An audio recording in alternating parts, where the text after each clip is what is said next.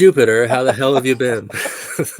Good. I'm ready to talk about Dawson's Creek, which, Dawson's Creek is kind of like the first, for me, when it came to the world of, this 90s, early 2000s drama and like sitcoms and shows, etc.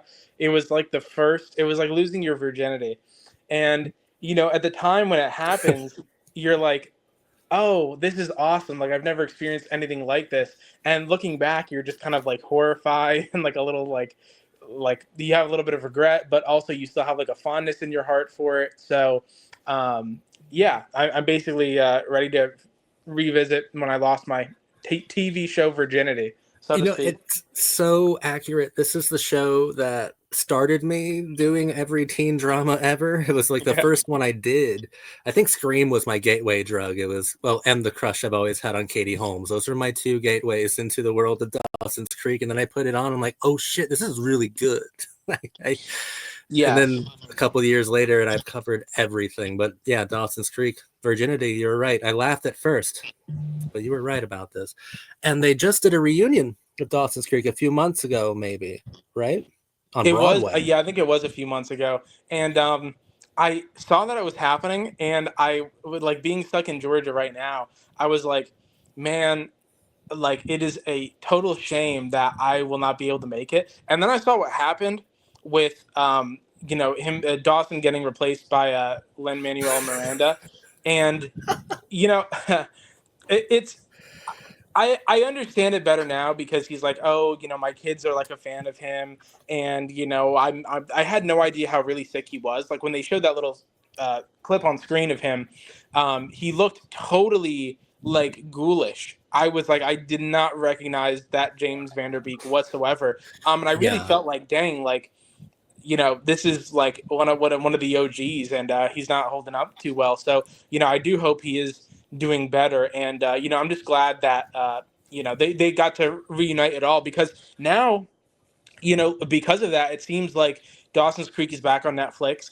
It's back on, I think, on maybe a few other streaming services, but it kind of boosted it in the culture, which is great because we've been living through like this boost of like Gilmore Girls and like all these other millions other shows like for like so long now. And so to see that this show that I love so much is getting a little boost again is really cool, especially because, I mean, some of the people were like outwardly not happy to be in the first place. Like the actor who played Pacey, he's like, I never want to show my kids Dawson's Creek, which is understandable, but also like, man, like, come on, like they're missing out on so much, dude. Like you got to show them. A couple things I want to bounce off there real quick is, it's really sad to see James Van Der Beek obviously suffering from cancer, and it's kind of withering away in the video that he sent in. Like that's all tragic. But what I found so heartwarming about the reunion was like how involved Michelle Williams was. Like she basically put the whole thing together like for James. And I was always under the assumption that, like Joshua Jackson, Michelle Williams didn't really want to talk about Dawson's Creek.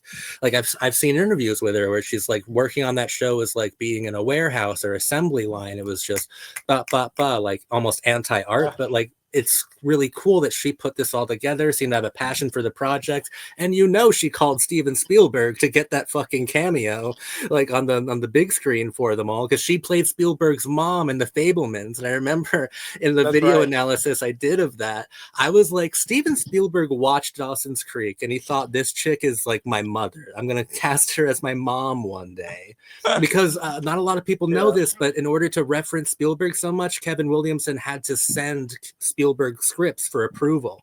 So like he knew everything that was going on Dawson's Creek. Like he's been there from the beginning. And when Michelle Williams 30 years later, he's like, okay, you're my mom, you're my mother now. I'm just like Dawson Leary, completely obsessed with you. But I guess my main point is really, really heartwarming how deeply like involved in that reunion Michelle Williams was, considering the kind of icon she's become. And I didn't know she cared that much, to be honest. I didn't think she did. Yeah. I thought she was the one who cared the least. So that one note about some of the actors being like, oh, it was like a warehouse, it was so hard. these actors have to like shut up because like, oh, like you were like a teen idol, like your life was like so hard, you know, you got such a good boost in your career and you made so much money, like, oh my gosh, like it's so like tough to be like someone who was in Dawson's Creek, like, you know. Yeah. So today we're going to do a bit of a ranking, as we do here, of Dawson's Creek characters. Now, we're not doing every character that ever existed, and I didn't put this list together. I made one edit to this list, and I'll talk about it when I get there. The rule of S tier, only 4 are allowed on the S tier, and there's like an aura protection or a veto. I'm not sure what I call it anymore. It's just if we highly disagree on a certain character, we can overturn the other's opinions and be like, this one goes here and you can't move him. That's where the aura protection comes in. I don't know. But Dawson's Creek is so cool to me. Yeah, this is like the first one. This was my first love. This is the one that convinced me, like, oh shit, maybe these teen shows, because like people, when they interact with teen movies or teen television shows, it's like the most superficial thing ever. They never even like entertain slightly going deeper, and I don't really know why. But like Dawson's Creek, I say the word postmodern a lot, but Kevin Williamson's stuff, especially Dawson's Creek, is like the ultimate postmodern show in a pop format. Like it's a deconstruction of everything. Everything that it does is a deconstruction. It's just so fucking weird, man. So good. Yeah. No, I think, well, I'll speak on this real quickly before before you jump right in. Like when I saw that you had that whole ode to Joey Potter, I was like blown away. I was like, this guy is on a level of freak that I can really love and appreciate so deeply. Like it felt like wow, you like this is like reading my mind. Like this is the kind of like person I need in my life. So that really was like one of the most incredible things I've ever seen. Like to me, I don't, and please don't take this in the wrong way. That was like insane, beautiful, like outsider art almost. Like you know what I'm saying? Like it was Wow. just like I'd There's no wrong never, way to take that. That's good. yeah, like I never thought I'd see anybody, you know, do something like that in my life. But it was like, wow, this is exactly what I needed. And Well, I with felt, her, it was like I was fascinated by the character, and then I was like, what does it mean to be a postmodern pinup girl? Like, what does that entail? Because it's like being into Joey Potter would be a deconstruction of yourself at the same time. That's what happened to both fucking Dawson and Pacey. mm, Like they were turned inside out by the affection that they felt for her, and then she was like this beautiful physical poetry. Yeah. No, I like that video too. I think a lot of people think I'm crazy for putting out half the content I do, but I get it. So well, you know, better to be crazy and right than yeah, wrong and insane, I guess. it's the worst thing you can take away from that video is that I'm super thirsty for Katie Holmes. And you know what? Guilty, dude. Whatever. Yeah. But the first character is not Joey Potter. It's actually the teacher that Pacey was having an affair with. You know, I really love that. When I first watched the show and saw that they were really going this direction within like I think this was in the first season if I'm remembering it correctly. Mm-hmm. Um, I was like so blown away because like again, I decided to like watch the show on a whim and was like, how crazy could it really be? It's like, gonna be like some like slop, and it's you know you see stuff like this pop up and you're like, whoa, like what's happening here? Like what are we doing? Like the fact that they really commit to this bit, and you know you see them doing all this crazy stuff. It was so like shocking to me. I really enjoy that arc with Pacey and the teacher, and I think there's two, but this was the first one, and uh, I thought it was so like it's just an interesting way to like add depth to what otherwise would be like a very like a kind of character we might see before. I'm referring to Pacey when I say this, like you see Pacey's character and like the stuff he struggles with, and I guess in my mind, I'm like I can attach that to like other characters I've seen in like other pieces of work. But the fact that they throw this in like so early on is like such a ballsy move to me. You know It what I'm was like saying? episode 1. Yeah. Yeah, and I like well, I get that it's a trope and it's a tired trope, and like this is one area where Dawson's Creek doesn't really deconstruct that trope. But what I like most about it is what it successfully did for Pacey and the rest of the core four. It separated them. So like we're already used to Pacey kind of operating outside of the core four, which sets up really good stories later on because it's not so weird seeing him so separate or so against the grain from everyone else. I think it's really good for his character. Totally. I don't think it's. I think if we're looking at storylines from the first season, it's pretty like underwhelming. I do think that it's like probably there for controversy's sake to kind of stoke the flames a little bit, which is fine. I guess you need to do that, and definitely shows how culture has changed a little bit by the way it was handled, by Pacey being seen as some sort of mature hero for not ratting her out, right? Yeah, totally. Like, that said, I mean, I would go D tier. She comes back, but to challenge Pacey's relationship with Andy, I believe at that time, but she never really thrilled me too much, and the storyline I thought was a little weak for Pacey, but I like how it established that Pacey is kind of like the rebel, the outsider within this core four. It really got his archetype down perfectly. I agree totally. I no complaints there with that rating. Now Grams, now that's that bitch though. I love Grams. I'm so Grams glad is you really agree. cool. I'm totally on the same page. Like one of the most baller characters. So many like good moments within the show. Because I guess I also have some experience with this. Is that in that it's like it's like the '90s, late '90s, albeit, but still like easy to. It's always been easy to rag on, like kind of like the archetype of like a fundamentalist Christian or like an old kind of like Christian or whatever. But the fact that they go out of their way to like really give her like depth and like give her some cool moments like means a lot. She's not just like, oh, insert the kind of oppressive, like, you know, older, like a authoritarian, like Christian character. No, she really has like a genuine care for these kids. And I mean, especially like towards the end, I mean, like you see like the ending and like her and Jen and everything. And it just like, it makes you want to cry. But I need to say right away, I know a lot of people don't like the 2-part season finale, All Good Things Must Come to an End, or whatever. I think it's the best finale I've ever seen still on television. Kevin Williamson coming back after leaving in season 2 to wrap everything up and to kill one of his kids. Like, oh God, that's so good. And Grams is great. I think that Grams and Jen, that's my favorite kind of parental relationship on the show.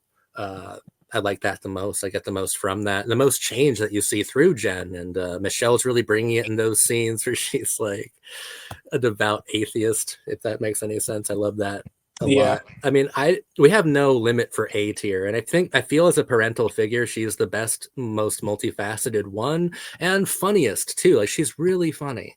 Totally. I think A tier easily for Grams. Yeah, she's a real pillar of Kate's side. Yeah, I love that Jen calls Dawson the Frank Capra of Cape Side. Grams is a Frank Capra character incarnate. And I love it so much. I love it for that. Who was next? Who was that? Oh, who was that? It was none other than Abby Morgan, who I'm not gonna fight for S tier, but if I was alone, I would just put 4 Abby Morgans up at the S tier. I think she's awesome. I'll fight for A tier. Abby Morgan is like,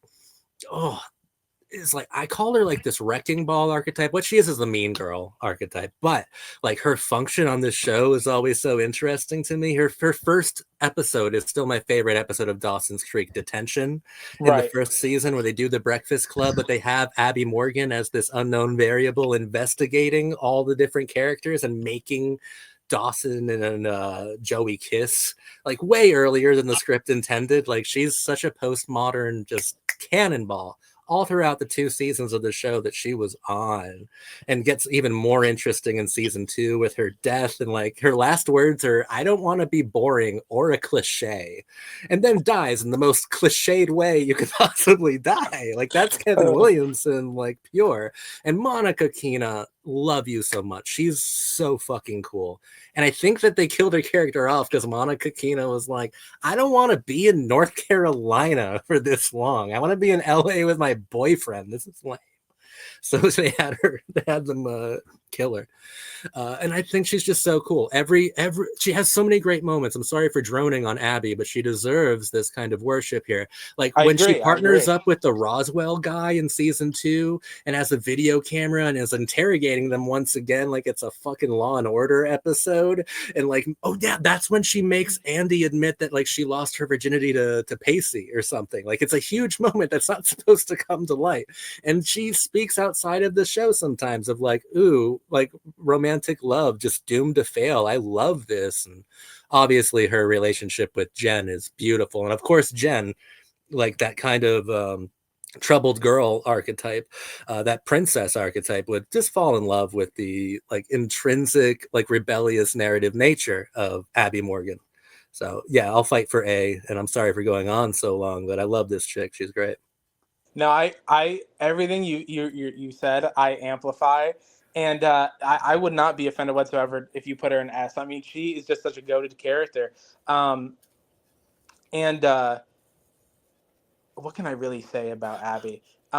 Yeah, like I just love that. Like if I could hang out with any character from the show, it would definitely be Yeah, Abby. Would be in the top 3 like easily. I mean, like just such a like. There's so many aspects that you can pick apart, and like I don't know, like it's just what can I say without like detrimenting what you said? Like Abby Morgan, rest in peace, type beat. yeah, like so many, every moment with her is phenomenal in an extremely deep and postmodern way. Like when she goes to the party and they don't like her, so she sits outside all night by herself, and Andy's like no wonder no one likes you, you're mean, you bully people. And she's like, that's not what I do, I play such a crucial role and you're just too unimaginative to notice. And it's so true. Like without her, nothing in season 2 would have got done. Like nothing in Right. season 2 would have progressed. And then Andy's the one who sees her ghost after she dies, which is so fucking weird, and we never go back to again, like in the mirror reflection when she's supposed to give a eulogy and she can't think of anything nice to say. It's incredible. uh but like, okay, so S tier is like 4, and we only got 2 seasons of Abby. But for fun, I'll put her at S right now so that she can be like, I was there once. I was there once. But I don't think she'll stay. But we'll see That's how I fair. feel. We'll see how I feel. I love her a lot. And next up is Andy, who I think is an underrated character. I think she's a kind of hated character in the community. I don't know why. I love Andy. I think she's like a really cute girl. I love the McPhees as siblings and like the differences that they have, the way they juxtapose and contrast with each other. I like the explorations of mental illness as someone who suffers pretty deeply from mental illness. I like her explorations through the show. I like that she wasn't perfect and was super flawed and stuff. I don't know. I like her and Pacey together a lot. A lot of people don't like that relationship. I thought it brought out a lot of great things in Pacey and Andy both. I liked Andy. I wish we didn't lose Andy. And I wish, and I don't know if you've seen this, but like the director's cut of the series finale, she's actually in a deleted scene. Like she actually came back for that and had a conversation with Pacey. It was really nice. That's so funny because I think I've only ever watched the cut that was uploaded to Netflix, and I have on DVD 2 copies of the season finale, the extended director's cut, and I've never seen it. But that's good to know. And yeah, no, I love the McPhee family so much. Like I love all the juiciness that comes out of it. My favorite moment with her, which is kind of no surprise to anybody that's like seen my content or seen me talk about what I really love, but I love the rave episode they do, and I love like that whole arc of her. Like it's so like stupid and like cheesy, which is, I mean, you know, there's a lot of moments you can make fun you can make fun of when it comes to Dawson's Creek. Excuse me. It's all good. But I love that episode where like she overdoses and she needs to get sent to the hospital. I love like the whole her in residency or wherever she gets sent to um, for her mental problems. Yeah, there's just so many good stuff. There's so many good scenes that come out of it, and so many cool arcs that come out of the McPhee family, specifically Andy. Yeah, I have more fond memories of Andy and Pacey than I do of Pacey and Joey personally. Well, Pacey and Joey, that's like that's such a legendary one. A better one to compare it to would be like Pacey and Audrey, right? Mm. Like I don't think that Audrey's a good replacement for what Andy brought to the table. I feel like a big hole was missing in seasons 5 and 6 because Andy wasn't around. Uh, because of some of those edgier elements that they kind of played with that I think stem from the mental illness part of her character. Like you talk about the rave episode, her impulsivity was always nice to engage with. I like Right. that, you know, someone fucking like out fucking hornied Pacey and like cheated on him away in a fucking mental facility. Like, how did you Yeah. do that? That's pretty exciting. I liked Andy a lot. Where would you put her? I'd put her, let's zoom out. I'd say maybe, that's a tough one. Like maybe between B or A. What do you think about that? I think A. That's fair. There's enough good moments. One moment in her mental illness breakdown arc that I remember is like her dyeing her hair, which is pretty interesting. And I'm trying to remember any other like spotlight moments with her that were like super like insane. Um, yeah, just everything between her and Well, her brother were pretty. It was pretty interesting. like the writers kind of fumbled the ball on her after Pacey and Andy ended and like made her Yeah, into like this cheating arc kind of thing. And like while I still like the character, I still like Meredith, like the actress, I just the writers kind of gave up on her character, but yeah, there's a lot of potential there. And her season 2 arc I thought was insanely good. I thought she was the more interesting McPhee at first, and I hate that like when she leaves it's like Jack never had a dad or a sister. Like, yeah. but next up is a pretty heavy hitter, Pacey Witter. Oh gosh, man. Like, what do you have to say about I Pacey? say season 3 of Dawson's Creek is one of the most interesting pieces of media I've ever watched, and he gets to be one of the most arresting parts of it, considering that it's kind of him rejecting the Dawson's Creek narrative, going, Dawson, no, you don't get the girl just because you say so, just because this is your show, just because these are the narrative beats that have been set up since day one. What if I reject this entire narrative and I convince Joey to do the same? Ask me to stay on a wall. Season 3, he was legendary, wonderful. All throughout, Joshua Jackson has that natural charisma and humor, and he's really, really hot as well. If we're gonna just come on, he's insanely good looking. But season 3, Pacey is so good. I think he lacks in later seasons, but even there, it's like at least we get one working class dude. At least we get one guy who didn't go to fucking college and just became a cook, right? Like or a stockbroker. That was stupid, but like still, Yeah, at least one guy is like this working class mentality with his fucked up family.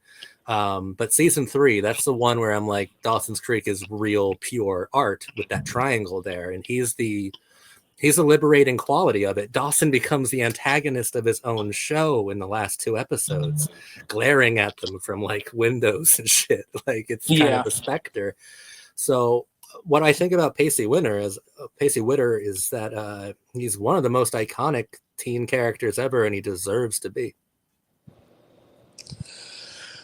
Pacey, it's interesting because that whole like quality of him, that like rejecting the Dawson's Creek narrative, um, first watch almost makes you kind of like annoyed with him. You're like, why don't you fit in? Like, why? At least from my perspective, it's like, why don't you fit in with the others? Like, why do you have to rail so hard against um, this whole narrative, like this whole kind of like thing that like Dawson is like is building towards. And I do think it's funny how like even like in interviews, like after the fact of the show, where I can't remember if it's Kevin Williamson who said this. It might have been where someone was like, "Oh, I'm pretty sure it was Kevin," where he was saying like, "Oh, in the end, in my mind." Pacey and Joey don't stay together, and actually Right? Yeah, he did. ends up getting with Dawson. Yeah, no, he's a cool character, and I like his rebellion, and I love seeing like the kind of like banter, especially like in the first few seasons, like he has between like him and Dawson and everything. Um, I it's interesting like what they do between like him and Joey towards some of the later episodes. I mean, obviously you have like that iconic episode like where they stay inside the supermarket, which I really loved Yeah, when I first saw it. and that was in a Um, pretty shitty season. Like, apart from that episode, it was a highlight. It was really good. Totally, totally. Yeah, that stockbroker thing was like really funny the first time I saw it. That whole like facial hair arc that he goes through is like really fascinating. Hey, I can Um, commiserate with that. He goes through it. yeah, it makes me look back. I literally like I think about that, and I think I look back to like when in my old videos I had facial hair, and I'm like, gosh, like I looked so bad. It just That's like why that aged me grocery vividly. store, that department store episode's so loved because fucking Joey's like, okay, enough with this fucking goatee. I'm shaving Yeah, it. And it's like, oh, there's the old Pacey, and we got the old chemistry. It's a really well constructed episode. But this Pacey guy, the core four are just so well constructed, like on their own, independent of each other, and then in the group, it's just so much power. But after season three, he does become like like unchangeably opposed diametrically to everything Dawson does. yeah. Which Uh, is it's tough because I do love Pacey, but it's the fact that there's something that that makes you kind of opposed to him just because out of the fact that like I don't know, like the fact that he cucks Dawson so hard, like that to me, that's really what it is. The fact that he cucks Dawson so hard, and that he's so opposed to everything, like makes it gives me like this like love hate relationship with Pacey. You know what I'm saying? Like so there is a lot of that you could pick apart and be Dawson like, oh, you deserves know, it in season three. He's the sure, villain of season three. Like we gotta watch it that way. I mean, he's like, yeah, Joey's just like a little stupid girl. Why don't you like check up on her, make sure she's all right? I'm busy fucking around with this short-haired blonde girl named Eve in a bikini. I'm a bit yeah, busy. And like Pacey's like, no, actually, she's kind of great and perfect, and maybe I want her. Maybe I want to be the star of this show. yeah, yeah, Dawson deserved to be cucked in that season. sure. Also, Dawson, Jude, dude, I get Joey, but like, Jen was always right there. It doesn't matter. But Pacey, I'm not gonna fight if you want to put him in A tier, but he can't go any lower. Yeah, no, I agree. I think A tier is fair. Um, He had to yeah, be at the top. Now I can see Abby Morgan sticking around. I yeah, can see her sticking around. But Pacey, when it comes to the core four, he's the one that excites me the least. But that's also like saying, my least favorite kind of pizza. Like it's all fucking great. I'll eat it at any time. yeah. But I think you articulated it perfectly. I think that's what I was trying to get out of my mind was that like he's not again because he's like so opposed. He's not my favorite. It's there's like an annoying. There is an annoying aspect about his character, but it's also you do love it. Like it is probably my least favorite slice of pizza and out of the four that we have, but still there is a lot to love about him, and there are some iconic moments. I was really like cheering when he spit in that teacher's face the first time I watched it. yeah, for the homophobia stuff, dude. And like his breakdown in season four, when they break up at the promicide episode, which is such a good title, when they Mm. break up at the prom, like it shows the Sisyphean struggle of like rejecting a narrative in postmodern philosophy is still self-defeating because he was defeated by the own narrative he created in place of Dawson's. He's like, I feel stupid when I'm around you. I'm a stupid archetype. I can't be around you, Joey. From I remember everything to that is quite a leap. But Joey's sister, I don't care about Joey's anything. That is Joey's sister, correct? That is yes, that's Joey's sister. I don't care Because about. yeah, Joey doesn't have her mom and doesn't have her dad for obvious reasons of the drug bust. But yeah, Couldn't care less about this character or about Bodhi. me neither. Um, I just never cared about them. I was like, who cares? Like I don't care about like the adults here. Like they're busy, doing their adult stuff, and they're yeah, running the inn. Like who cares? Like they're just background characters for me. so Um, I'm cool with like D or F. Like she wasn't like insultingly bad, so I won't go like F tier. Joey needed parental figures, but yeah, we'll D give her the tier. respect of D tier. I think that's probably fair. And I like the teacher more, even. Eve. A lot of people hate Eve. I thought Eve was a fun way to start a season. Yeah, I think it maybe for me it maybe begins and ends with that. Yeah, that's it. Yeah. I mean, easy on the eyes, good way to start a season three. I think James Vanderbeek had some fun. Like she's got WB written all over her. I have no problem with C or D tier. Like she was there to spice things up for 5 episodes and then leave us with one of the most soap opera-esque unfinished storylines ever. Where wasn't she like set up to be Jen's sister? And then they just never had her come back, but they hinted at something like that. I wasn't. Yeah, you might be right. I'm getting like faint memories of that. I do.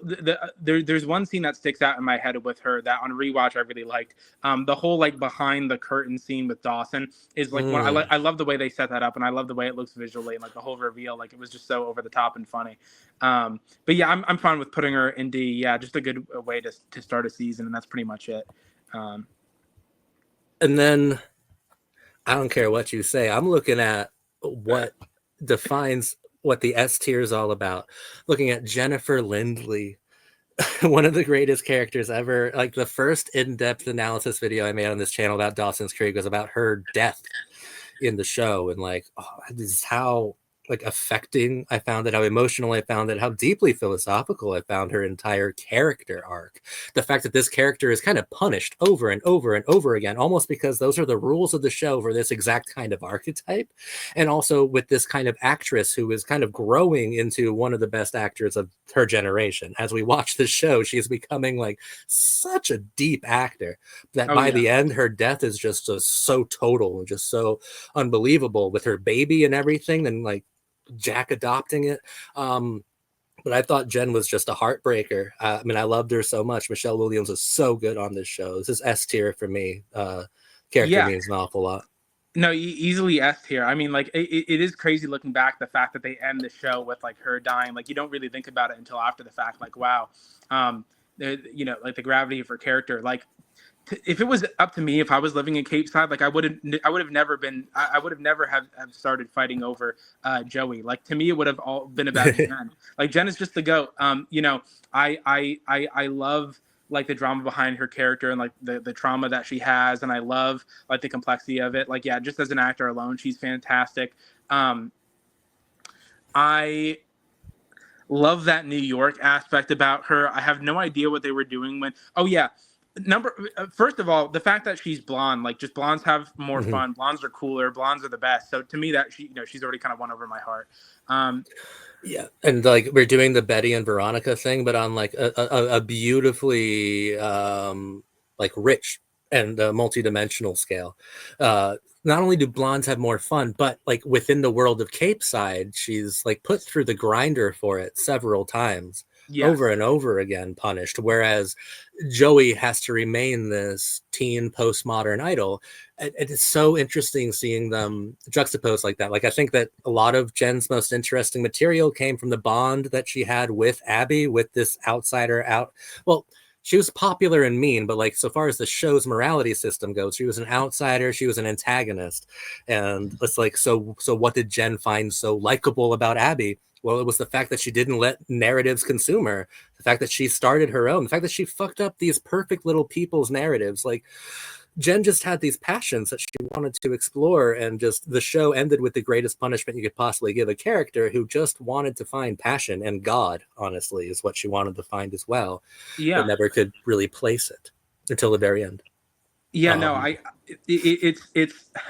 yeah, it's interesting the fact that like I don't know like the fact that she like shows up in Cape Side and they have the reaction they do like tells you so much about what Cape Side is, like who the characters living in Cape Side are, like the fact that they react so like harshly at first to like, yeah, you know, like just all you know what she reveals to them is like insane. Like I don't know, I feel like I could like imagine myself like going to like high school like and knowing someone more like Jen than any of the other characters and just being like, oh yeah, like you're the real one, like I understand like someone like you way more than I would like any of the other, you know, main people. So yeah, and the first time we see her is like the results of fucking teen drama iconography, her getting out of that taxi fresh from New York to like, hey pretty girl, it's like amazing, like walking up right up to them, like she was just obviously she was designed to just enter this group and give it a few surprises. It's just, I feel like we're talking about the Beatles here, man. Like this is yes. Ringo, George, Paul, and John. Like these are the great ones. Obviously, Pacey's Ringo. That's why he's at A. But Yeah, but Jen's a strong George Harrison. But Chad agree. Michael motherfucking Murray. Okay, so my bi components are coming out. Chad, dude, wow, what a shiny new car they got in season 5 that they just really wanted to show off and have fun with. Stole him away from fucking Connecticut, right? Gilmore Yes. Girls stole him away from Gilmore Girls, brought him to North Carolina, and as Charlie, and another fucking part of the show where it gives Joey all of the good meat, right? Like, I love Charlie and Jen, actually. I thought Michelle and Chad had really cool chemistry. I thought I wanted to see that explored more rather than see another guy get hypnotized by Joey Potter singing Cheap Trick at a fucking karaoke night. Like, I wish we explored that more. The coolest thing about him on this show is kind of meta. The 100th episode of Dawson's Creek featured them going to Florida, I think, for spring break or some shit. And like while he's there, Hillary Burton, who was a VJ for MTV, is like interviewing him and he's trying to hit on her, but he gets cock blocked by Joey. And of course, Hillary Burton goes on to play his love interest on One Tree Hill for the next 6 years. And it's like one of the best romances ever. And it's weird that Lucas and Peyton first met as different characters on Dawson's Creek. It's one of those cool things that happens with these television shows. But I didn't say what I think. I think this character is like middling. I think he's like a C tier character, but I love Chad. Chad Michael Murray and Bianca Lawson are the kings and queens of teen drama. They've been in everything. But this guy, he's nowhere near Lucas Scott or Tristan Dugray levels of interesting for me, but he's really fun to look at. Yeah, there's like a, thinking about, all your thoughts on Chad within Gilmore Girls. It's so funny how that ends and then it starts in Dawson's Creek. There's like this like weird interdimensional interstory like kind of, what would you say, like aspect about the characters that Chad plays. Didn't they say, like, didn't Rory say, where are you moving to, North Carolina? Like, yeah. To think about him leaving Connecticut and then picking up here and then having the whole arc he does on Dawson's Creek.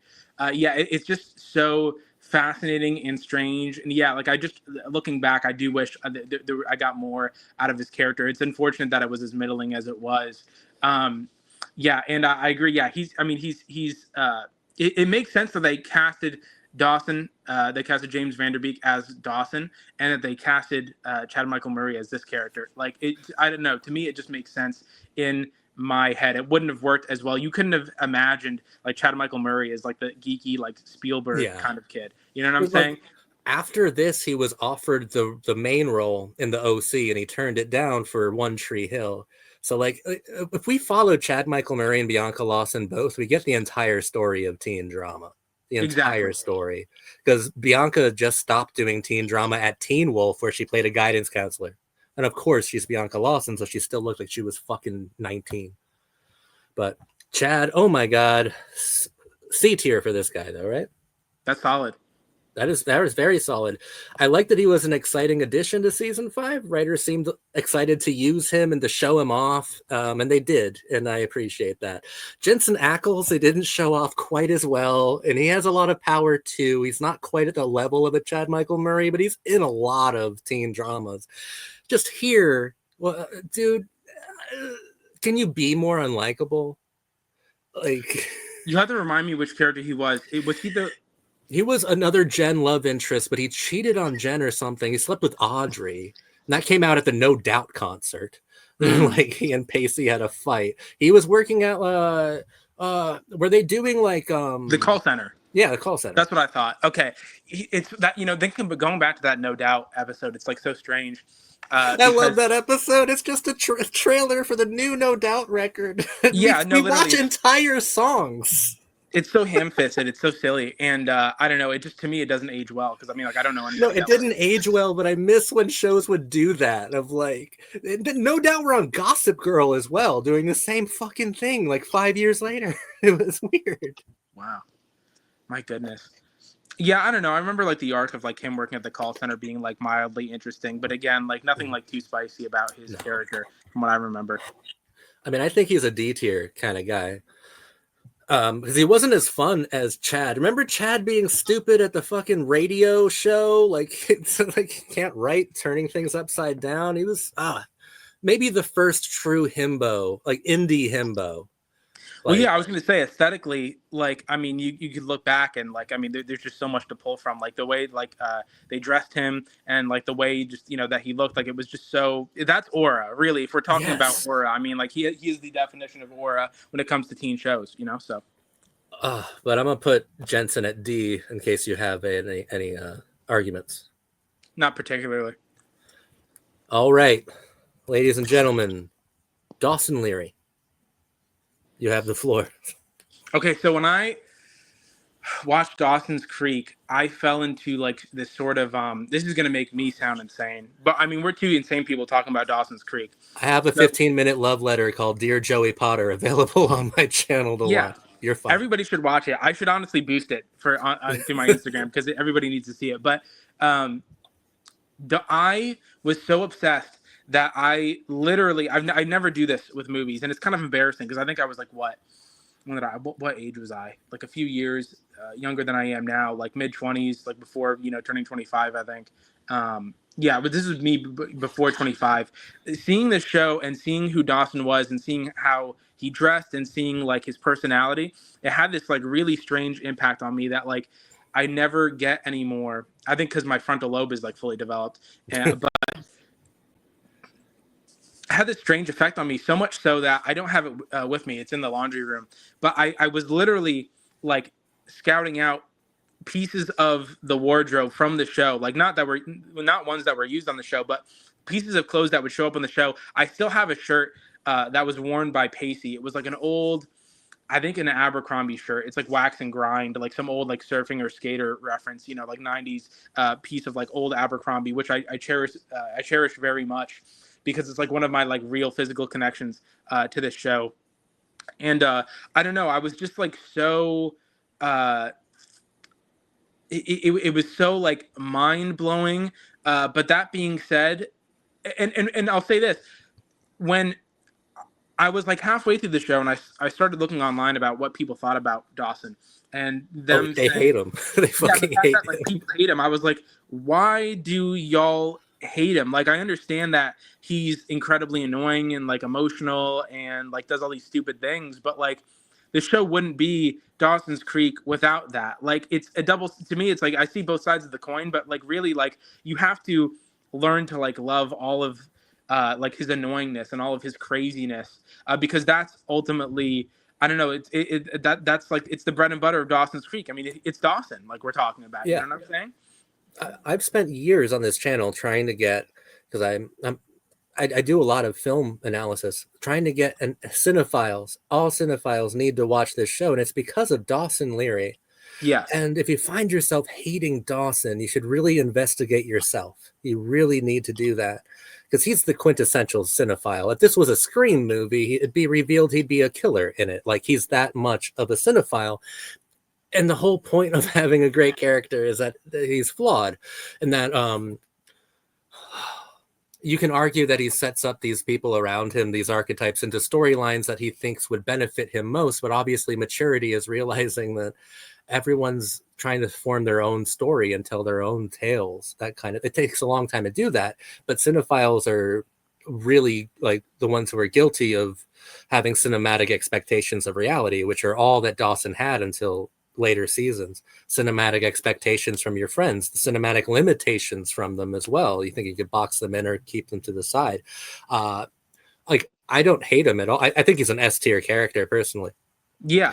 But like I do totally understand why he's aggravating to people, but that's what makes this show so fascinating. It's a cinephile realizing that life isn't like a movie. Life isn't a movie. Thank God for that. But it takes him like 5 years to get there. But what he does in the meantime is fascinating until, like, in season 3, he becomes a villain of his own show. He's a villain of love in that fucking season. He has to regroup in season 4, and we see a really cool Dawson. I think season 4 and up, we get a really cool Dawson to play around with and to live with. And James Van Der Beek, so far as a performance goes, oh my God, like, imagine looking at these scripts and like the verbosity of them, like how verbose they are, just all the shit he has to say is wild. And he nailed every single line. Like, I think Michelle gives the best performance of the whole show, but James is right second place. So much from this character, and we all meme on that fucking cry, but that cry on the pier in season 3 is good. Like, Yeah. it's really fucking good. Like, that's the emotion. That's how defeated he is. It's like the realization that he's an antagonist, or the realization that life isn't a movie. I'm not the director here. Starts off as the Spielberg fan, and Spielberg is his most famous flaw is his Peter Pan syndrome, that he can't grow up. And that was going to happen to Dawson if he didn't experience all the heartache that he did. I'm just saying I love Dawson. I'm saying S tier. Yeah. It's funny. There's so many more things I could say. I mean, it's funny that looking back on that crying meme of him, that like, I understand why that came out of the culture at that time. Like the kind of people who were like, had cultural memories of Dawson's Creek and like who decided to, take that scene and make a meme out of it. It just, to me in my mind, stays this like weird relic of like early internet, like, millennials growing up kind of culture and like being online and like just making fun of the things they grew up with. In a weird way, paradoxically, it also kind of, like you said, like it encapsulates, really what the show is about. It is like this kind of like on the surface, like very like cheesy kind of like goofball, not goofball, but like just very like a corny thing. But the deeper you go into it, like, and you analyze what that scene really is, like it is like full of so much emotion, especially thinking about the context. And I love how despite all of his craziness, like they still give him, oh, and I'll say this as well, I love how in that one episode you can almost tell like the writers who were working on it were like even poking fun at like the verbosity of the scripts. Like they Dawson shows like his own script to like that one actor he's working with, and she's like, no, this is awful, like this is like like prose, like it's like too much, like this is like ridiculous. Like you could tell the writers were like just making fun of it at that point. Like even the writers were like, when he went on to make his own show, The Creek, right, and like Kevin Williamson came back to write the finale, Jeremy Sisto is a guest in there as like one of Katie Holmes's love interests, and he's like, it's just one postmodern teen diatribe after another. That's like, he says the exact, like, it's Kevin criticizing himself, and it's so nice. It's just, okay, so James Vanderbeek, if you hate Dawson on this show, then you're either a self-hating cinephile or you don't understand cinephilia. Like, this is the way that being obsessed with media, with movies, can make you interact with love in unhealthy ways, in unrealistic ways, and in selfish ones. It's about growth. It's about character growth. And it's about, like, learning to live with art lovers. Like, people who love art, we got a few problems. We have a few unrealistic expectations of reality. But then again, reality is becoming so reflective of art that you can hardly tell a difference anymore. And that was what Dawson's Creek was also saying, life imitating art, imitating life, or at least Kevin said that in other stuff. And now we're at Jack's dad. Whatever. Okay. Yeah, really. Like, I mean, he's there just to be the dad who says like, oh, like I love you even though you're gay. Even like, though you're gay, yeah. D tier. We can talk about the gay stuff when we get to the gay stuff. Like, I'm trying to avoid it. Totally. And one thing I also wanted to just add on to Dawson before I forget. It's so funny that despite like all like the ups and downs, like the craziness of his character, that he gets the role, like working on the show, because I don't know, like I feel like that's just like it's so true to real life. Like it's the craziest people end up like in those like kind of like high positions, like working on art typically. I don't know, at least from like what I've seen, like out of all the artists I've talked to, like it really tracks that like this emotionally crazy, kind of like weird, immature in some sense, but also has matured in another sense kind of character ends up getting such like a high landing role, working on The Creek. I don't know if this character isn't on the list who I'm about to bring up, I don't think, but it's really nice when we get to compare Dawson to the other cinephiles on the show. You get a really healthy one like Bianca Lawson's Nikki, but then you get Oliver, who he makes the films with. Like those are the ultimate Kevin Williamson style cinephiles, right? It's a kind of, it's a goofy sort of sickness, but it is a sickness. It is like it is obsession, and it's obsession with an idealized form, with an image. And then when we meet Oliver, we see how far Dawson has grown, and thankfully he was obsessed with Spielberg and not Tarantino. You've seen how much he grew. There's so much there that like Kevin's saying a lot. He always says a lot about film and film lovers, and if you're not a film lover, you are missing a huge part of Dawson's Creek.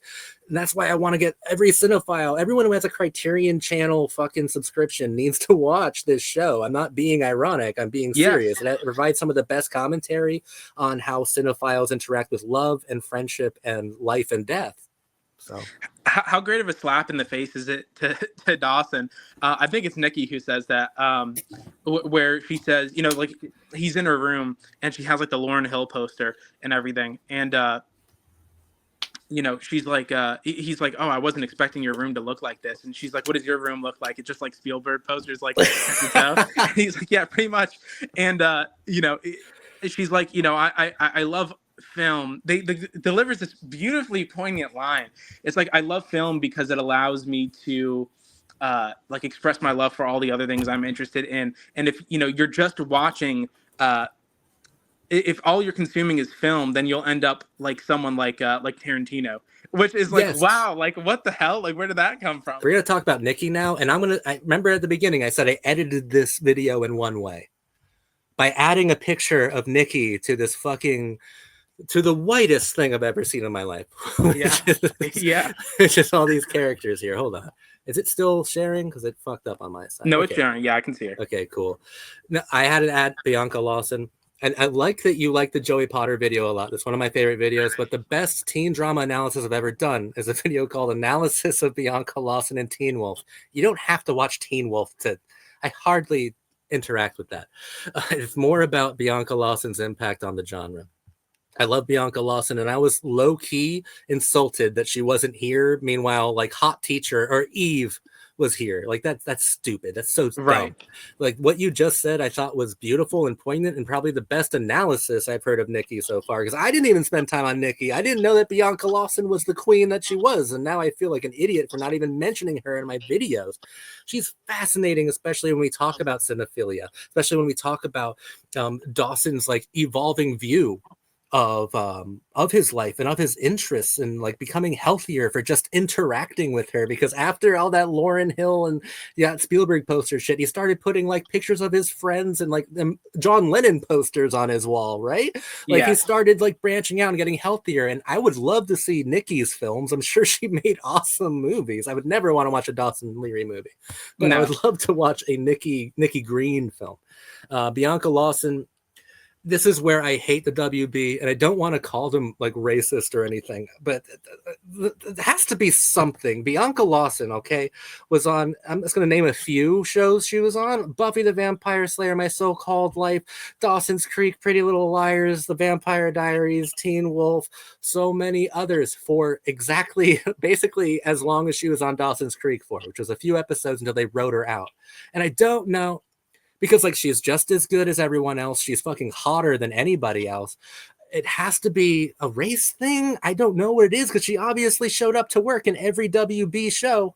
I don't know why she wasn't held on to by any of them. I'm not saying Dawson's Creek is like the worst culprit of this. I'm just saying it's fucking annoying and startling how many shows she was in. Like, but unlike Chad Michael Murray, was never a star of any of them.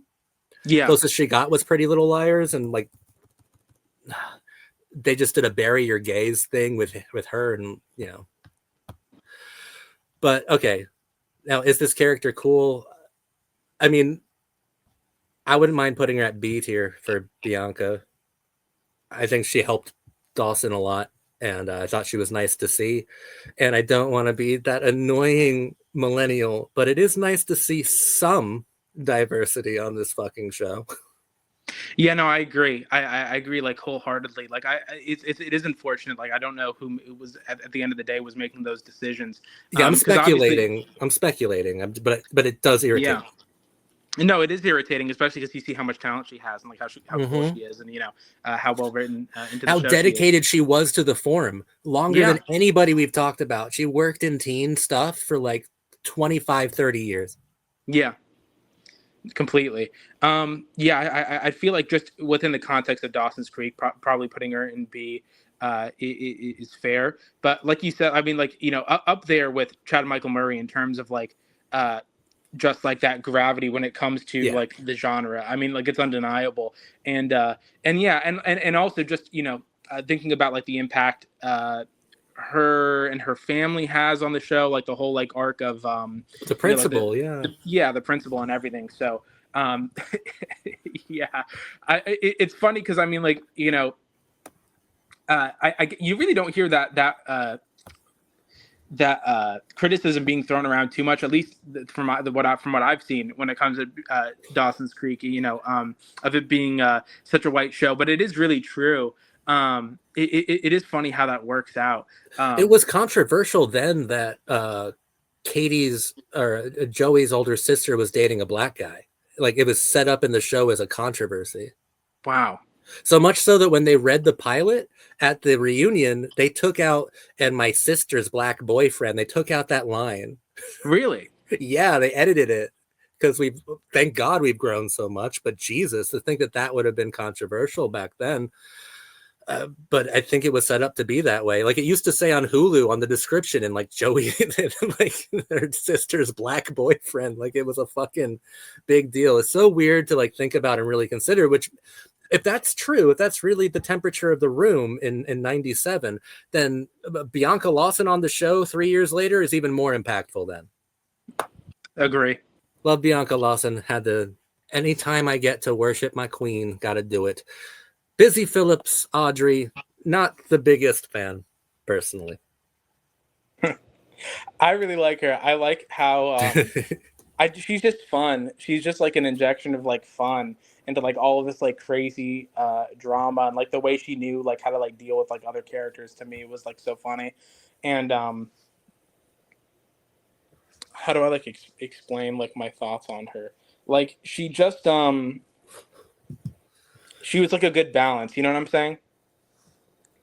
No, I don't agree. But where would you want to put her? What would be your counter argument? Because then maybe I could work off of that. A good balance? Like, what was she balancing? Like the absence of Andy, because she didn't accomplish that whatsoever. Like they sloppily tried to by pairing her with Pacey, and I didn't feel anything from that. But I don't think it would have been a good I don't think it would have been a good fit to have like another like Andy type character in their college life, personally. Then what? Like she's just a fun character, I guess. To balance what though? I don't know. Maybe like the melodrama. Like I love how like unserious she is. Like I love how like ridiculous like some of the situations like she's in are and like the way like I distinctly I remember like the way like she interacts with like Joey, but it's so hard to argue this because like I feel like I'm like alone on the island of like no, I think most people like her, and don't get me wrong, I like Busy Phillips as an actress a lot. Like Kim Kelly and Freaks and Geeks is my favorite character of that show, but this one just rolled my eyes every time I fucking saw her. It was just, she was just annoying to me. Well, I didn't really like, I should preface this by saying I didn't really like Joey's college stuff very much in general. Like, remember there was like that Ken Marino was a fucking love interest for her there. Like, I don't like her college years. And I don't know. I don't think that Audrey added anything to it. It was, I don't know why that kind of comic relief was necessary when it wasn't necessary for the first 4 seasons. I guess just because it's like it's different. If it was more of the same in college, and it's funny. I remember you making that comment that like I can't remember if it was about Dawson's Creek, but just in general. I know where you're going. I originally brought it up in season 6 because I think that like teen shows work best in high school because I like the postmodern flares to things, and in high school you're forced to be around people just based on class or where you live. Whereas in college, that's kind of obliterated, especially her being at like a really nice Ivy League college or some shit. You don't really get to engage with the same kind of confrontational elements. Like you're at college by choice. No one chooses to go to high school. And then when you get to college, it's not really, the arc isn't as clear, freshman to senior year, that's a clear arc for a teen show. When we get to college, it's when we start to meander, and some shows can pull it off and others don't. I don't think Dawson's Creek pulled off college very well. No, I agree with you heavily when it comes to like Joey's relations. Like I don't think any of that was fun. Which I guess is why maybe I like her character so much. Like it was a shot of fun, and like what otherwise is like kind of like It's like the way I look at Chad Michael Murray is like, just a shot of fun, some excitement, something to shake things up a bit. I mean, where would you put her? I have no issues putting her anywhere but S or A tier. Okay, you know what? To be fair, We could put it right next to Chad. I think maybe and see. How would you feel about that? I'll put her above Chad, That works for actually. me. Yeah. She was fine. It's just, man, she annoyed me. She was an annoying character. You should don't trust a show that doesn't have a main character that you find so annoying. Don't trust that show. So she had to be there. Michael Pitt, brother, what were you doing on this show, my guy? Jen's love interest, the football player from season 3, I think, as well, when she was doing her awesome cheerleader rebellion arc. Michael Pitt, I don't care about Henry either. I like that he existed.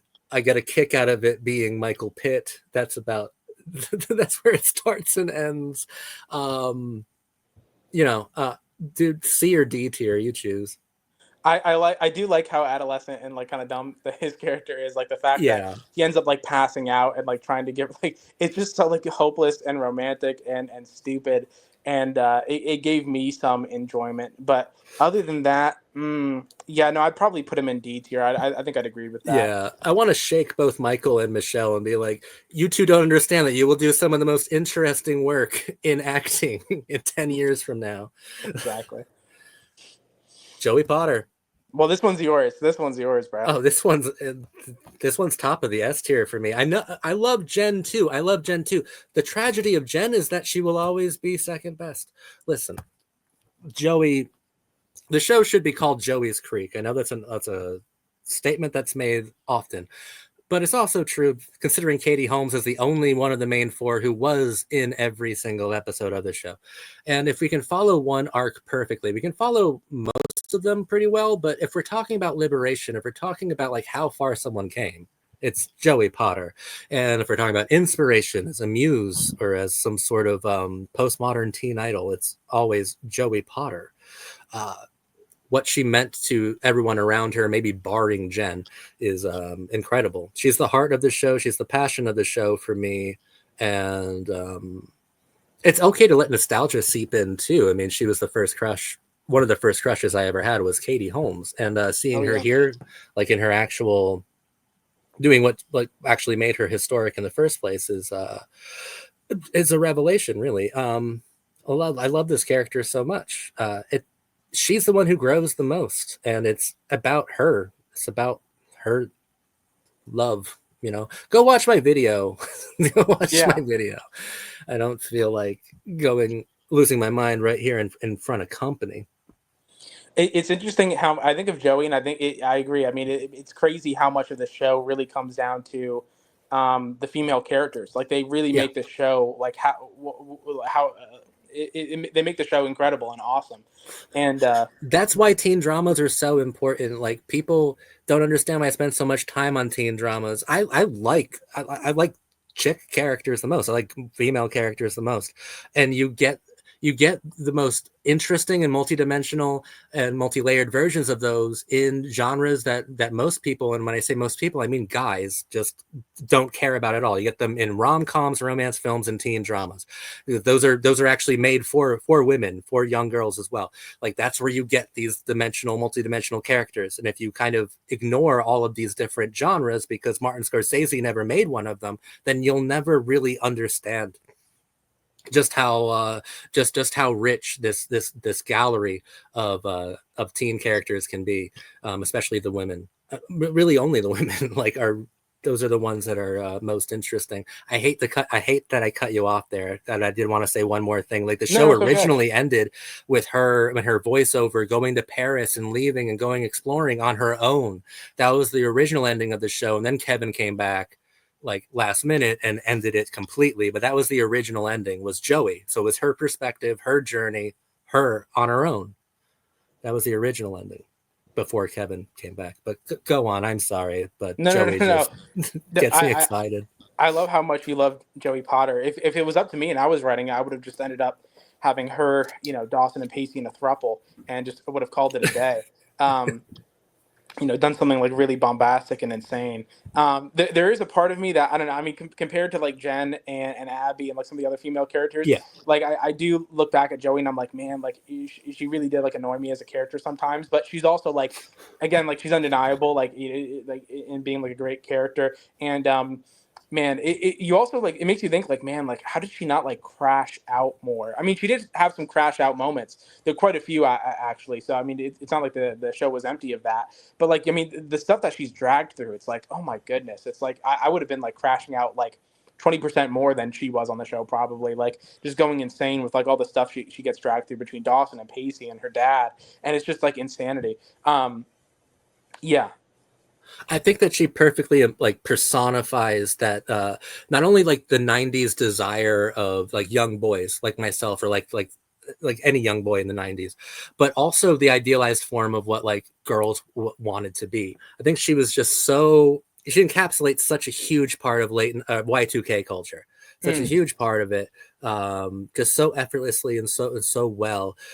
It's such a, and she's does for the record, I think you and I like Abby Morgan a lot more than we were intended to. I think maybe we were supposed to find her just irritating, but man, they made her so entertaining. Like Joey was supposed to be the voice of reason. I can't get mad at the show for having that design, but 100%. I want to put her at the top of the S tier. But you can tell me that Jen stays top, and I'll I won't argue with Michelle Williams. No, I think. Well, I mean, it's your video. I think it's fair that we put her in S tier. Again, I mean, like she is like we need that balance. We need that, and you're right. Like, I mean, the fact that we get so much like enjoyment out of the characters that we do is like for completely other reasons. And but Yeah, I agree. I mean, she is. I there's mean, just some power from her, just looking yeah, at this image, like there's power there, and it's specifically a Y2K power, but it's turned out to be everlasting in a sort of way. I think that all millennials and will carry a part of Joey Potter with them, whereas like the other three on the S tier are fascinating in their own right. They don't yes, just have that symbology like attached to them or symbolism attached to them, and it's tragic and fitting that Jen will always be second place. Like that's part of her torture as the archetype that she was designed to be, and I can't take that away from her. Okay, perfectly gay said. cop. Yeah, just the gay cop. I mean, it made me laugh so hard when I that reveal. Like, it was just like so ridiculous. I mean, Like like, Kevin gosh, coming back and being like, okay, let's make him and Jack fuck each other. it's Like, incredible. um, Gosh, dude, like he's D or C tier. There's nothing really to him. I don't think he was particularly good older brother for Pacey. no, no, yeah, D to F. Honestly, like, I mean, you know. I'll put it at the end of D. Okay, this motherfucker. Like, how was Bianca Lawson not originally on this list, but Drew Valentine was? Like, they're in the same amount of shit. And this is like we have Abby Morgan at home. This was like, oh shit.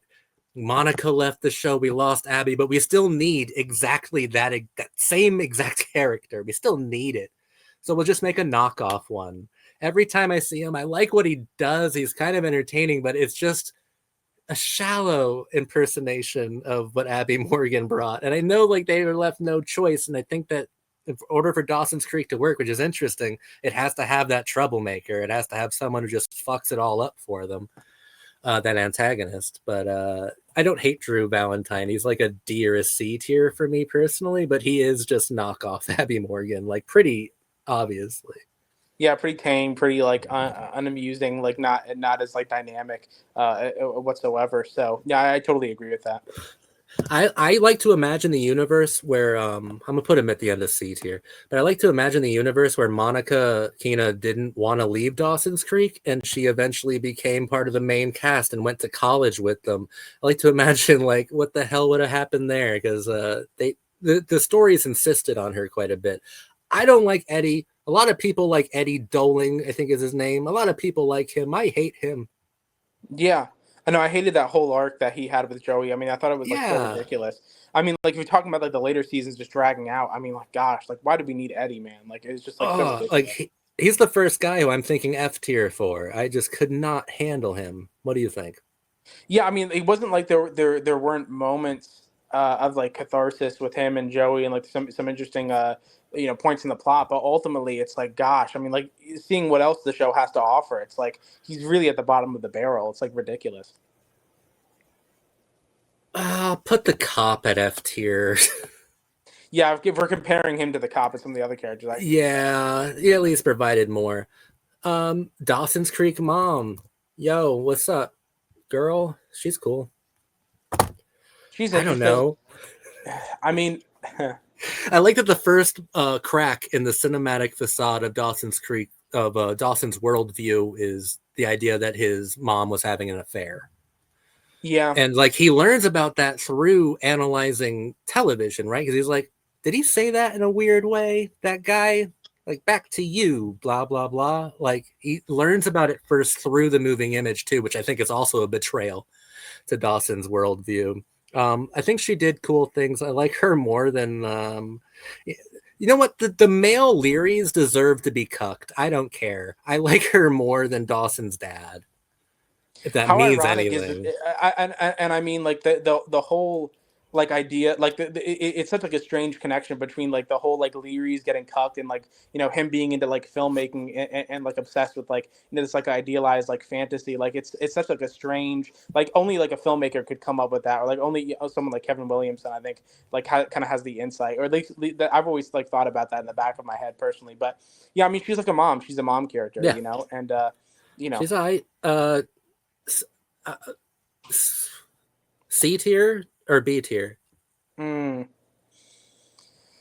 I mean, it's a teen drama. We don't need to focus on the parents, right? Okay, They're C like tier. the teens, they're what make it up. So Okay, this guy's going to F tier for me. This is the character right here, Joey's dad, who keeps season 2 from being a masterpiece because after the huge like peak of Abby dying, we have to go to like Joey's dad smuggling drugs. I hate Joey's dad. He's so boring. Every time he pops up, he's boring. I hate it. I hate yeah, Joey's dad. yeah. It adds more to Joey's character, but like with his character alone, I mean, like there's nothing there really. He's just such a lame character to me. Okay. And then Dawson's dad. Dude, he's so goofy. If we He put his dies. mom He dies trying to grab ice cream off of the floor. Like it's doing like the most dad ridiculous. shit, listening to like "Give Me the Beat Boys" and "Free My Soul." Dude, what are we doing? What the fuck? And like, I didn't even like what we went through with Dawson losing his dad. I didn't even think that was done too well, actually.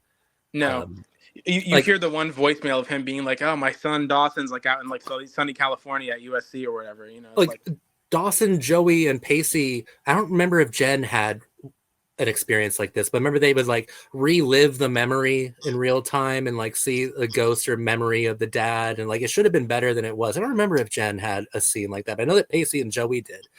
It should have been better than it was. I if we put we could, you know what, they can be together. They can be together. I have yeah, like no real issue. Dawson's actress girlfriend in season 6. Let me pull up Todd since he's right there. I want to talk yeah, about Todd first because I like Todd. I think yes, Todd is you talked about comic relief. I think he's good comic relief. I think he's really fun. I think he's funny. I think it's an inversion of what you expect. Did you expect him to be a complete piece of shit through the whole thing? I expected him to actually be sleeping with that girl like they were playing a prank on Dawson with. But no, he actually turned out to be really nice and really helpful to Dawson throughout that season, giving him those extra steps that like started with Nikki, and extra steps to becoming a true filmmaker, a true artist, understanding like the corporatocracy of the process as well. exactly. Like Kevin really had like, or, like the people who are writing it, like they had great insight to put him in. Like it's just he's a necessary character. Like if you're a young aspiring filmmaker, you will meet someone. I've met directors who are like this character.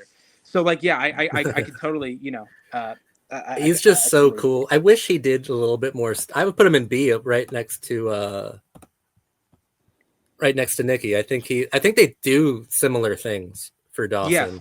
Dawson at very important times. And Todd, underrated. He's part of what Like, I love the finale of season 6, but like, oh man, it's rough getting there. But he's so entertaining all throughout that season. Thank God. Yeah, saving Thank God grace, he 100%. existed. Now the girlfriend, not as crazy about. That's why I wanted to talk about Todd first. The girlfriend, she didn't have to be on this list.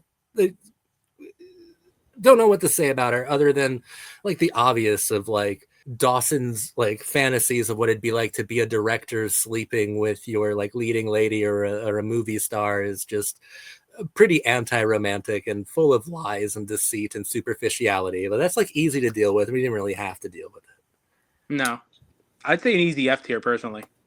I'm down with you. Let's do that. But above the cop. Yeah. Now, Jack. I know that Kevin. I think that most of these characters are autobiographical in a sense. Like each of these characters in the first 2 seasons are big parts of him, and obviously through Jack, we can talk about his sexuality with Kevin being a gay man himself, and with Dawson's Creek, their actual claim to history is having the first male gay kiss on American television, the very first one. Which, if we're dealing with a culture that thought it was weird to date black people, then the gay thing must have been massive, must have been huge. Now, as a character, is Jack really interesting? I think so. Actually, I think that in college we could have done a bit more with him, but he was at least still interesting. Like he was kind of spiraling, but no one was really noticing. Yeah. It took a while for people to notice that he was spiraling, that he was sleeping around and drinking way too much. And of course, the friendship that he has with Jen, I think, informed so many real life friendships. Like you couldn't even count the amount of friendships that I think informed and inspired. And I like the idea, the way of him wrapping up, that he's carrying on this new legacy in a way, because Jen bequeaths her child to Jack. Jack adopts the kid, and it's almost like this new legacy, this new thing, this next step in teen drama will be, not like a gayer one, but I don't know what I'm trying to say at that last part, but I No, I know feel what like you it mean is though. saying a lot, though. Yeah, well, it is. It also it is also pretty comical. I don't know for what reason they put this in there. I can't remember the way they justified it, but the fact that he had like a little bisexual arc too, um, Yeah. is just like hilarious to me. And yeah, I mean, yeah, he deserves more credit than he gets. I think. Mm. On the surface, it's easy to write him off. It's just like, oh yeah, he added so much like the history of like television, like to the show and whatnot. But yeah, there is a lot more that's interesting that I think people give credit to when it comes to Jack. I think that he suffered when they wrote out Andy. I think Andy should have stuck around. Yeah. I like the dynamic with his fucking sister. Like that was interesting stuff. And to see them both grow, like when he would start spiraling in college, it would have been lovely to see Andy be the one to talk to him about it, to get him through it. When you set up these characters as brother sister, like linked like that, and then you remove part of it, you lose a part of the power there. But even if we are just talking about historically, like you can't take away the history of the character. It's pretty impactful character. And I love that it was Kerr Smith. I love that it wasn't, I don't mean to be that guy, but I like that it wasn't like an effeminate gay guy. Personally. Yeah, no, I totally agree. Like it's a really dignified gay character. It's not like a silly Yeah. kind of like caricature. Like they really wrote it in very well and like very Yeah, like Jack maturely. McPhee could fuck your girl if he felt like it. I mean, Dawson learned the hard. Dawson was pretty cucked this entire series, wasn't he? Yeah, it's Dawson gets cucked. Dawson's cucked. He got cucked by the gay kid. Okay, but he's an A tier for me. He's with his sister, honestly. What do you Strong think? agree. Do you think he's better or worse than Andy?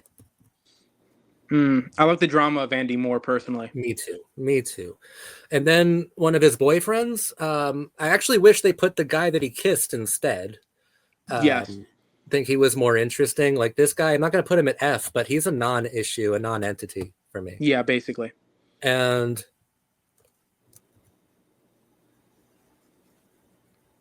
I want to say one of Joey's relations. He's not the smart kid, I don't think, or the kid that she meets. I can't remember. yeah,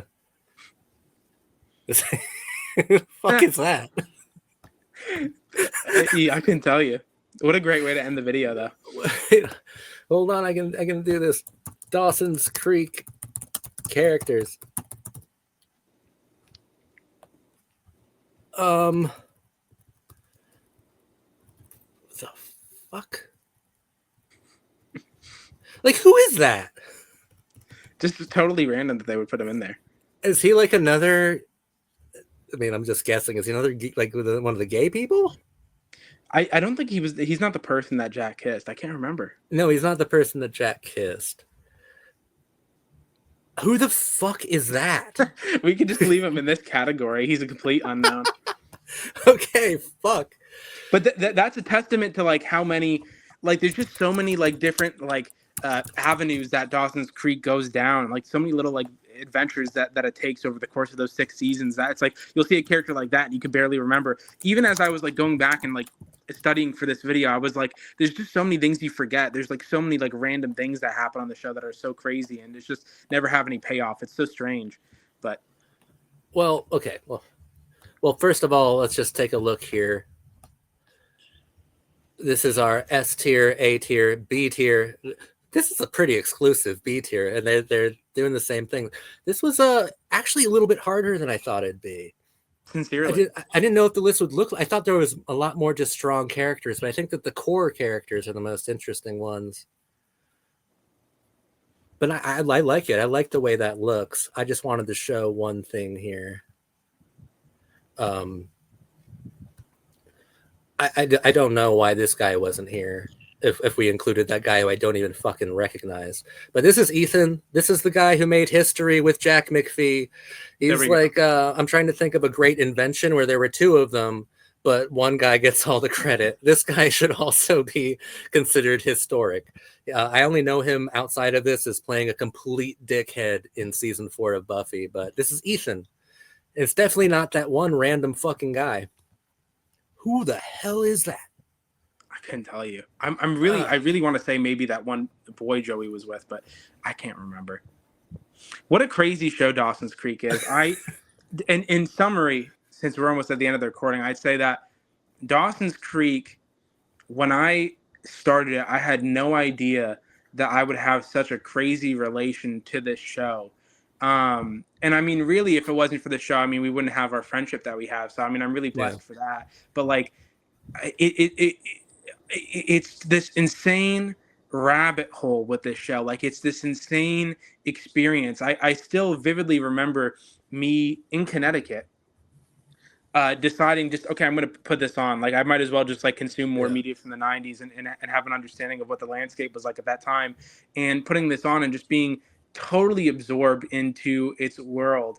And looking back, is it do I have the same feelings on it? In some ways, yes. In some ways, no. It'll always be a part of me. Like I'll always look back at my history with media and film and TV, and I'll always be like, yeah, Dawson's Creek. That's the one that completely blew me away, completely changed my perspective. I agree with you wholeheartedly that if you consider yourself a cinephile, you need to watch this show. Ultimately, because it'll show you that you're really just a cuck. No, I'm just kidding. But no, that's partly true. Like you're a cuck to the moving image at the very least. 100%, 100%.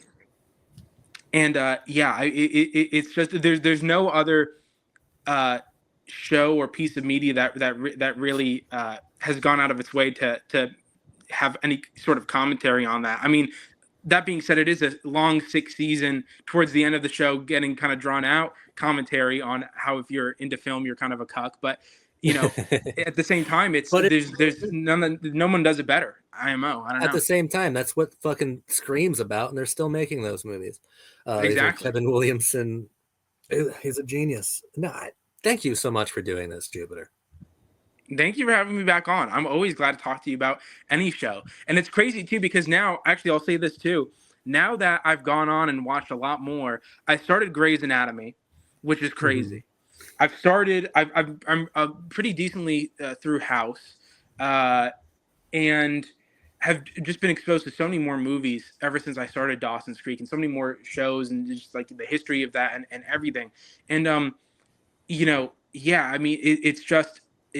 it's incredible to talk about it, and no one else shares my love with it, you know. No, So besides you, I love talking to you. It's always nice. I'm glad you found me. it's And then lit. we've been able to do a couple of videos like this together. This one was really fun. Gilmore Girls was easier than this, though. Well, not like I really had like conflicting ideas about where to put characters. I guess I just thought going in that there won't be any F tiers. D tier will be basically empty. And I'm like, no, no, actually, no, actually. But it works to the design of the show. If half these characters are in service to either Dawson or Joey's narrative, they're going to be a little bit one dimensional or one note.